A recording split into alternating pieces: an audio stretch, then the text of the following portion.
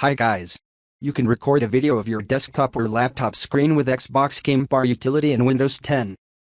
You can't capture some programs with this screen recorder tool, but it works with regular desktop apps. Follow these simple steps to screen record on Windows 10. On the desktop screen, type Xbox Game Bar in the search bar next to the Windows icon at the left bottom. Or, press the Windows key plus G at the same time on your keyboard. This will open the Xbox Game Bar utility. Click on the record button to start screen capture.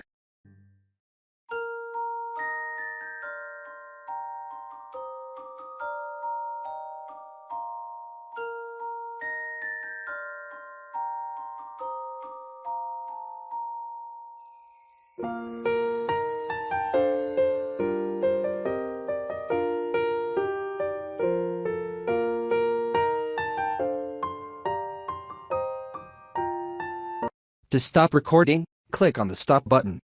If Xbox Game Bar has disappeared from the screen, then press the Windows key plus G again on your keyboard.